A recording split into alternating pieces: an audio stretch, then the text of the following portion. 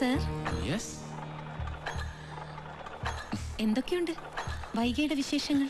അവിടെ മാരിയമ്മൻ കോവിൽ ഉത്സവം വരണമെന്ന് നിർബന്ധം പറഞ്ഞിരിക്കുക അവള്. പോകുന്നില്ലേ? ഇല്ല, ഇവിടെ ജോലി തിരക്കല്ലേ.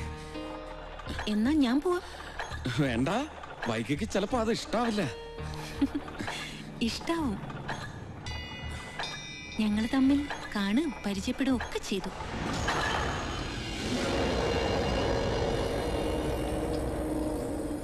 ഞാൻ പോയിരുന്നു തറവാട്ടില്. വൈകിയെ കണ്ടു. സാറിന്റെ ഈ മനസ്സുണ്ടല്ലോ, മരിച്ചിട്ടും വൈക മരിച്ചിട്ടില്ല എന്ന് കരുതി സ്നേഹിക്കുന്ന ഈ മനസ്സ് ഏത് സ്ത്രീയുടെയും പ്രാർത്ഥനയാ. ഇതുപോലെ മനസ്സുള്ളൊരു പുരുഷൻ. അസൂയ തോന്നുക എനിക്ക് വൈകിയോട്. പുണ്യം ചെയ്തവർക്കേ ഇങ്ങനെ ഒരു ഭർത്താവിനെ കിട്ടൂ. ഇഷ്ടമായി, ഒരുപാട് ഇഷ്ടമായി.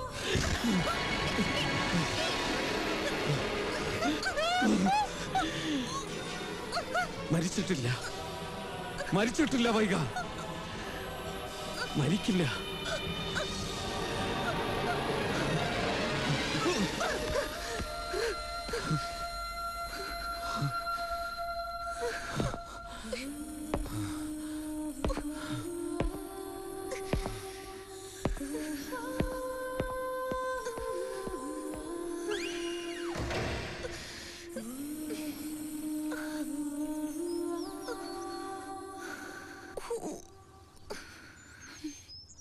നീ എന്തിനാ അങ്ങനെയൊക്കെ പറയാൻ പോയത്?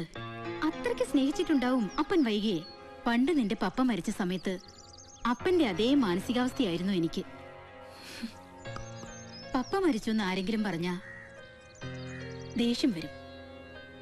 എനിക്ക് അപ്പനോടുള്ള ഇഷ്ടം കുറയല്ല മമ്മ, കൂടുക ചെയ്തത്.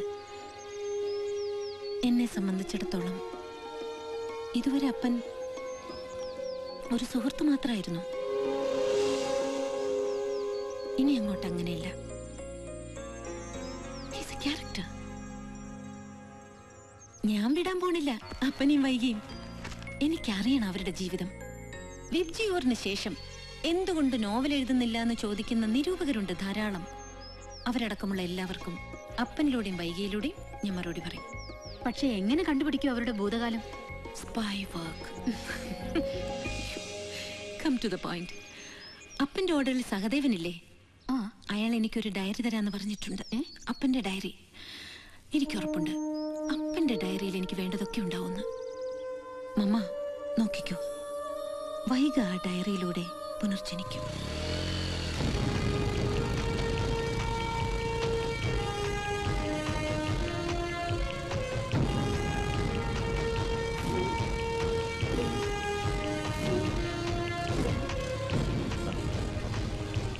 Good morning. മോർണിംഗ്. മോളൊരു എഴുത്തുകാരി ആയതുകൊണ്ടാണ് ഞാനിത് എടുത്തു തരുന്നത്. അപ്പൻ സാറങ്ങാനും ഇതറിഞ്ഞ അറിയില്ല. ഇന്നത്തെ ഒരു രാത്രി മതി ഇരിക്കെ. വായിച്ചിട്ട് നാളെ തന്നെ തിരിച്ചു തന്നോളാം.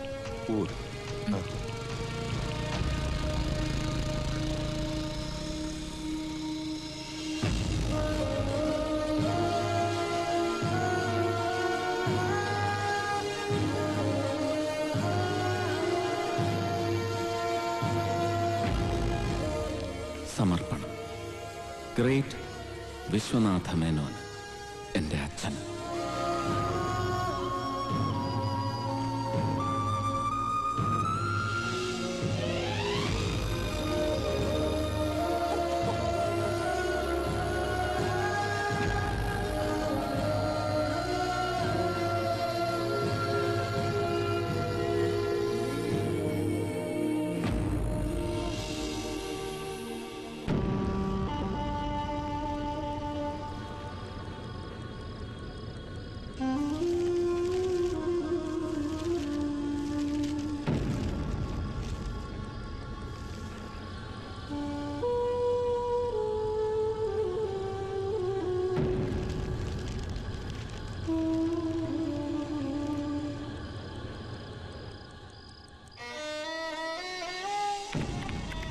ശിവഗംഗ. ഇവിടെയാണ് ഞാൻ എൻ്റെ ബാല്യവും കൗമാരവും ചെലവഴിച്ചത്.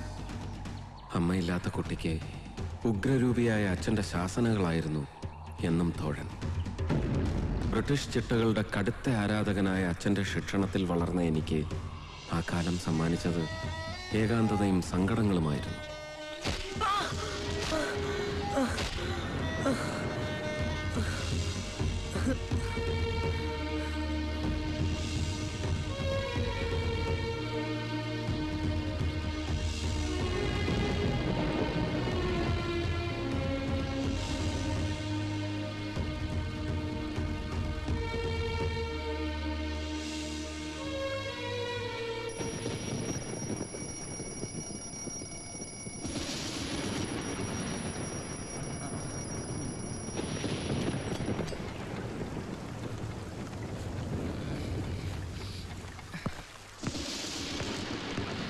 രാമൻ നായരെ, എവിടെ അപ്പൻ? എണീറ്റില്ലേ അവൻ? നല്ല മഴയല്ലേ, ഉറങ്ങട്ടെ പാവം.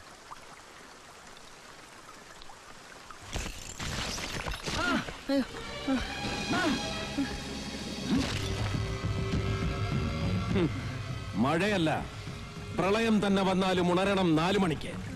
തെറ്റിക്കാനുള്ളതല്ല, പാലിക്കാനുള്ളതാണ് ദിനചര്യ.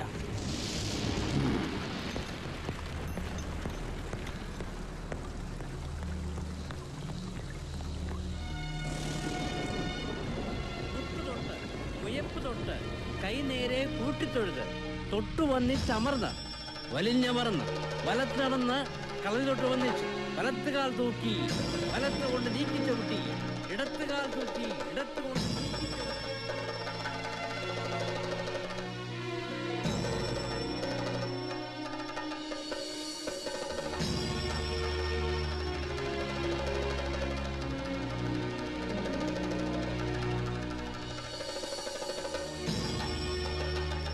ചുവടുകൾ മിക്കവാറും ഉറച്ചു കഴിഞ്ഞു. ഇനി മേപ്പേറ്റാവാന്നാ വിചാരിക്കണേ. വടകരയെന്ന് ഗുരുക്കളെ ഇവിടെ വരുത്തി ഭക്ഷണവും താമസവും ഏർപ്പാട് ചെയ്ത് അപ്പനെ ഞാൻ കളരി പഠിപ്പിക്കുന്നത് മിക്കവാറും ഉറച്ച അഭ്യാസിയാക്കാനല്ല, പൂർണ്ണം സമ്പൂർണം. അതാണ് ഞാൻ കേൾക്കാൻ ഇഷ്ടപ്പെടുന്ന വാക്ക്. ചുവടുകൾ മുഴുവനും ഉറച്ചു കഴിഞ്ഞു എന്ന് ബോധ്യം വന്നിട്ട് മതി മെയ്പ്പയറ്റ്.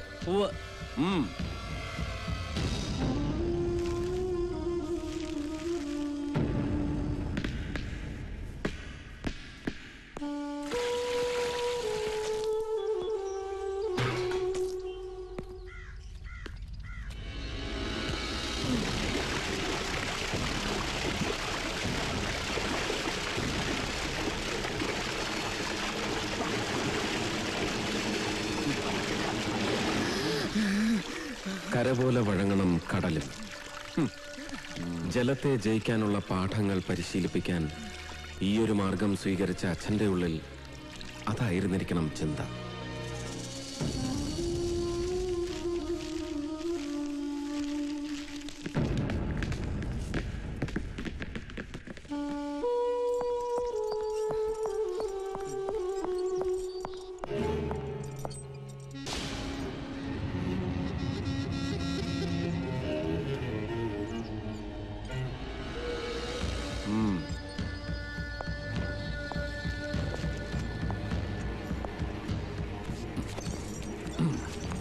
ഓരോ തിരുത്തും ഓരോ പീഡനങ്ങൾ. എന്നിട്ടും അച്ഛനെ ഞാൻ വെറുത്തില്ല. സത്യം.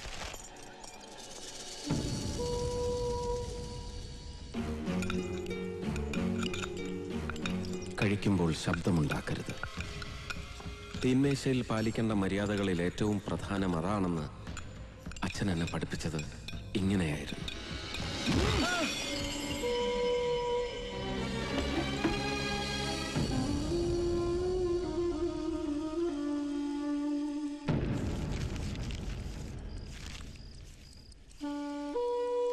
വൈക വൈക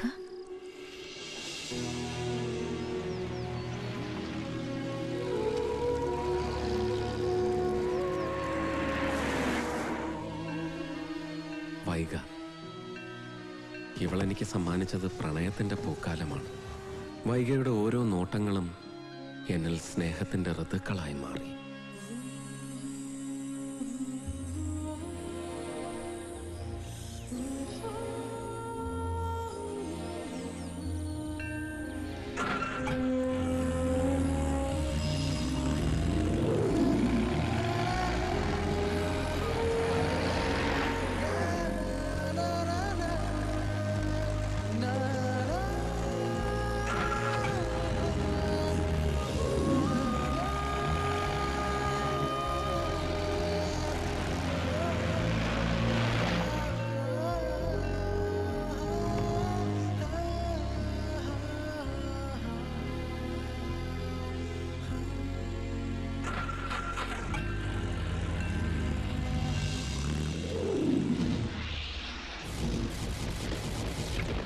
അൺബിലീവബിൾ എന്ന് പറയേണ്ടത് സത്യത്തിൽ അപ്പന്റെ ഈ പെർഫോമൻസിനെ കുറിച്ചാണ്. മേനോൻ, നാളെ നിങ്ങൾ അറിയപ്പെടാൻ പോകുന്നത് അപ്പൻ മേനോന്റെ അച്ഛൻ എന്ന നിലയിലാവും. I am sure.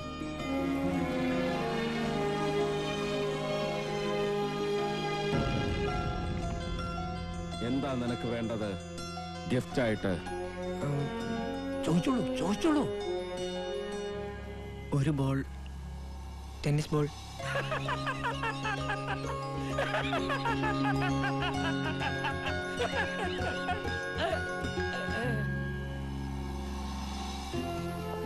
ടെന്നീസ് കളിക്കാത്ത നിനക്കെന്തിനാണ് ടെന്നീസ് ബോൾ എന്നൊരിക്കലും അച്ഛൻ ചോദിച്ചിട്ടില്ല. പിൽക്കാലത്ത് ആരെങ്കിലും ആ ചോദ്യം ചോദിക്കുമെന്ന പ്രതീക്ഷയിൽ മറുപടി ഞാൻ ടെന്നീസ് ബോളുകൾക്കൊപ്പം സൂക്ഷിച്ചു വെച്ചു.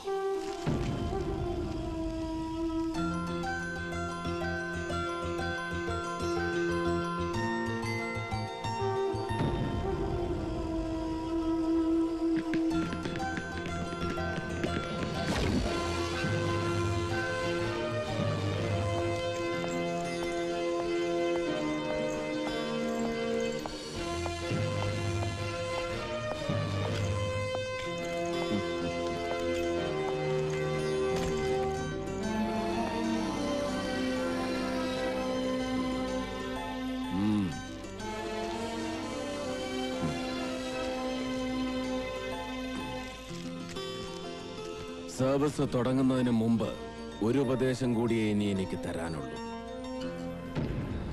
ശക്തനോടെന്നും സൗഹൃദം, സമനോട് ബന്ധുത്വം, ദുർബലന് മേൽ അധീശത്വം. ഈ ലോകത്ത് ഇന്ന് വരെ നടന്നത് ഇതാണ്. ഇപ്പോൾ നടന്നുകൊണ്ടിരിക്കുന്നതും നാളെ നടക്കാനിരിക്കുന്നതും ഇത് തന്നെ. മനസ്സിലാവുണ്ടോ തനിക്ക് ഞാൻ പറയുന്നതിന്റെ അർത്ഥം? ഉവ്വ്. പക്ഷേ ഒരു സംശയം. രോഗം വന്നാൽ ചികിത്സിക്കേണ്ടത് രോഗത്തെയാണോ രോഗകാരണത്തെ?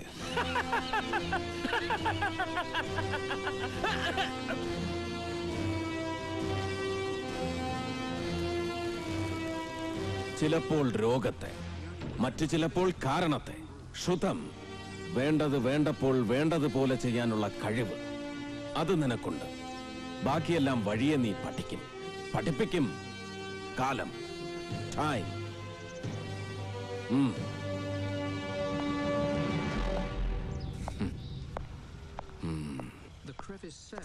താൻ അവിടെ നിന്നേ. അവൻ പറഞ്ഞതിന്റെ അർത്ഥം മനസ്സിലാക്കിയിട്ടാണോ താൻ നേരത്തെ ചിരിച്ചത്? എടോ, രോഗകാരണത്തെ ചികിത്സിക്കാതെ രോഗത്തെ ചികിത്സിക്കുന്നതാ നമ്മുടെയൊക്കെ കുഴപ്പം. രണ്ട് വ്യക്തികൾ തമ്മിലോ വ്യവസ്ഥകൾ തമ്മിലോ ആശയങ്ങൾ തമ്മിലോ വിശ്വാസങ്ങൾ തമ്മിലോ സംഘർഷമുണ്ടാവുമ്പോ അതിന്റെ കാരണം കണ്ടെത്തി പരിഹരിച്ചിരുന്നെങ്കിൽ നമ്മുടെ നാട് എന്നേ നന്നായിപ്പോയനടോ. എനിക്ക് സന്തോഷമായടോ. അവൻ മിടുക്കനാ, താൻ പറയാറുള്ളത് പോലെ മിടുമിടുക്കൻ. നാളെ നീ ഒരു സ്ഥലം വരെ പോണം. പാലക്കലെ അരവിന്ദാക്ഷമേനോന്റെ വീട്ടിലേക്ക്. അയാൾക്കൊരു മോളുണ്ട്, നല്ല കുട്ടി. എല്ലാം കൊണ്ടും നിനക്ക് ചേരും. എന്റെ മരുമോളായിട്ട് ഈ തറവാട്ടിലേക്ക് വരേണ്ടത് ആ കുട്ടിയാണ്.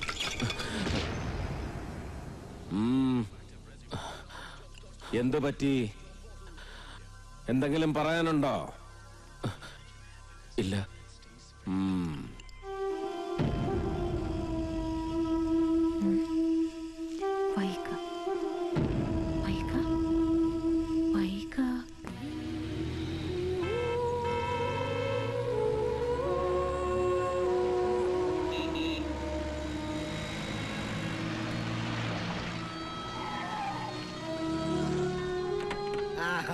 ஐயா வாங்க வாங்க. சௌக்கியமா? ஆமா ஐயா.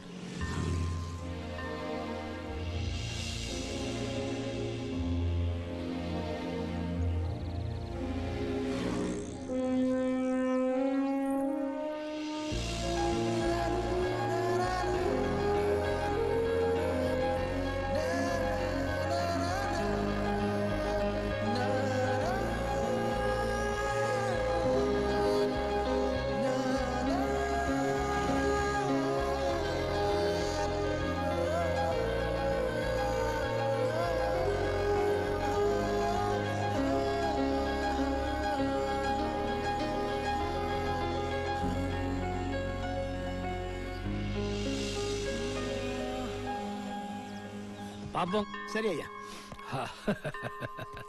ஐயா என்ன பெரிய இறந்து போச்சு.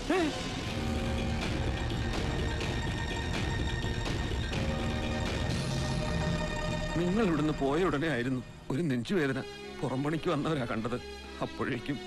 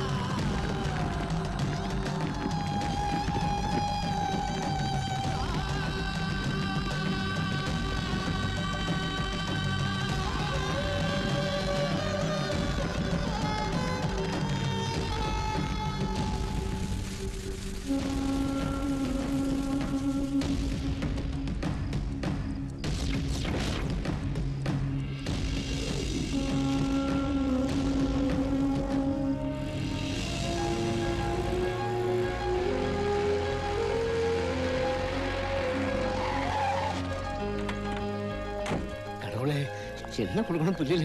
நாங்க എന്താ പേര്? சண்முகம். മകളുടെ மக பேரு வந்து മകള് പറയട്ടെ.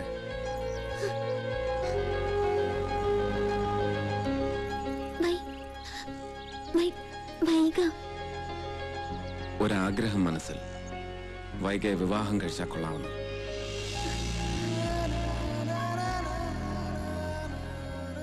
സംശയിക്കണ്ട, ഇഷ്ടമായിരുന്നു.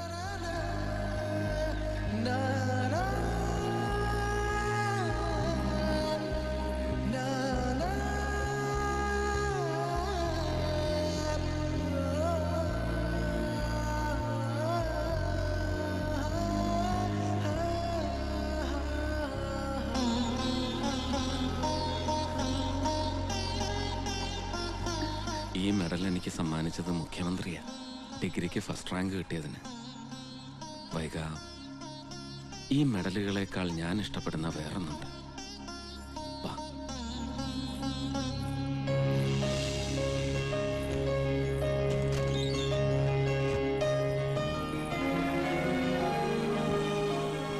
ഓരോ വിജയത്തിന്റെയും പിന്നാലെ അച്ഛൻ്റെ ഒരു ചോദ്യം ഉണ്ടാവും.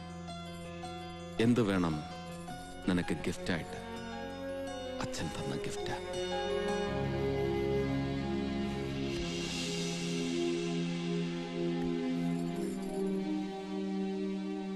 എന്തിനാ ഇതിങ്ങനെ സൂക്ഷിച്ചു വെച്ചിരിക്കണേ?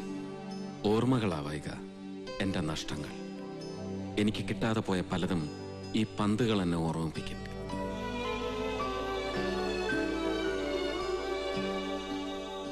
അമ്മയില്ലാത്ത കുട്ടിയായിരുന്നു ഞാൻ. അമ്മ മാത്രമല്ല, സത്യത്തിൽ ആരും ഉണ്ടായിരുന്നില്ല എനിക്ക്. ഞാൻ ഒറ്റയ്ക്കായിരുന്നു വൈക, എന്നും.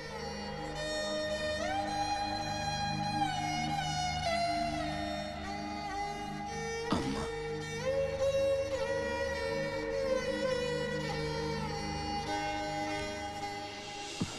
പക്ഷെ ഇന്നു മുതൽ അങ്ങനെയല്ല. വൈകയുണ്ട് കൂട്ടിന്. വെറും വൈകയല്ല, വൈക.